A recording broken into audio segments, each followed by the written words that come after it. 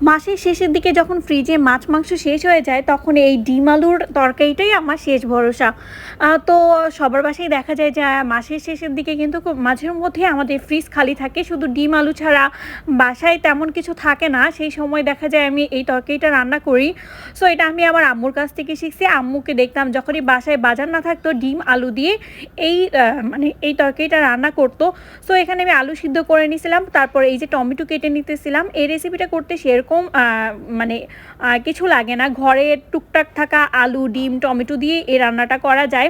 সিদ্ধ করে রাখা আলুগুলো এখানে আমি হালকা করে ম্যাশ করে নিতেছিলাম, মানে পুরোপুরি ম্যাশ না, আদা ভাঙা বলে যেটাকে। তারপর এই যে ডিম দেখাইতেছিলাম, কারণ এটা রান্না করতে আমার ডিম লাগবে। এখানে আপনারা একটা ডিম দিয়েও করতে পারেন, আমি 2টা ডিম দিয়ে আজকে রান্নাটা করব।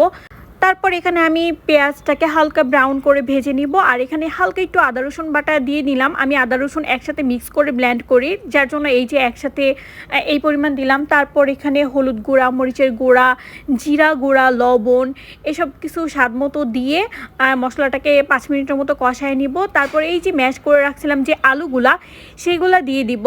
এগুলো দেওয়ার পর এগুলোও একটু 5 মিনিটের মতো কষায় নিতে হবে।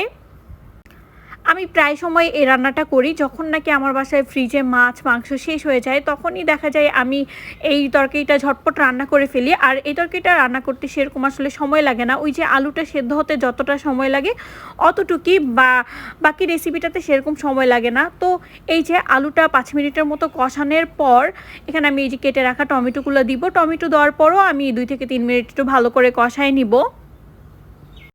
তারপর এই যে কষানো শেষ হলে আমি এখানে ঝোল দিয়ে দেব। ঝোলের পরিমাণটা একটু বেশিই দিতে হয়, কারণ এই তরকারিটা ঝোল ঝোল রাখে আর কি।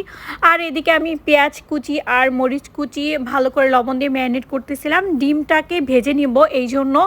তো এখানে আমি 2টা ডিম নিয়েছি, আপনারা চাইলে একটা ডিম দিয়েও এই রেসিপিটা করতে পারেন। আর এখানে আমি ডিমটাকে ভেজে দিব, আপনারা চাইলে সিদ্ধ ডিমটাও দিয়ে এই তরকারিটা রান্না করতে পারেন। তো আমার কাছে মনে হয় সিদ্ধ ডিম দেওয়ার থেকে এভাবে ভেজে যে ডিমটা দেওয়া হয় সেটা দিয়ে রান্না করলে বেশি ভালো লাগে। তো এই যে এখানে আমি ডিমটাকে এখন ভেজে নেব। তো আমি এখানে 2টা ডিম একসাথে ভেজে নিতেছিলাম। আর যেটা করতে হবে, এটা ভাজার পরপরই সাথে সাথে এইভাবে তরকারিতে দিতে হবে। তরকারিটা যখন এরকম আর কি বলক আসবে সেই পর্যায়ে ডিমটা দিয়ে দিতে হবে, কারণ ডিমটা যখন আমরা ভাজি তখন কিন্তু একটু ফোলা ফোলা ভাব থাকে। সেই পর্যায়ে যদি তরকারিতে দেওয়া হয় তাহলে ডিমটা না ওরকম ফুলেই থাকে, ওইটার চিমায়া বা কীভাবে বুঝাবো, যাই হোক। আর আজকের রেসিপিটি কার কেমন লাগলো কমেন্ট করে জানাবা। আর আমার মতো কে কে এই রেসিপিটি করে খাও সেটা কিন্তু কমেন্ট করে জানাবা।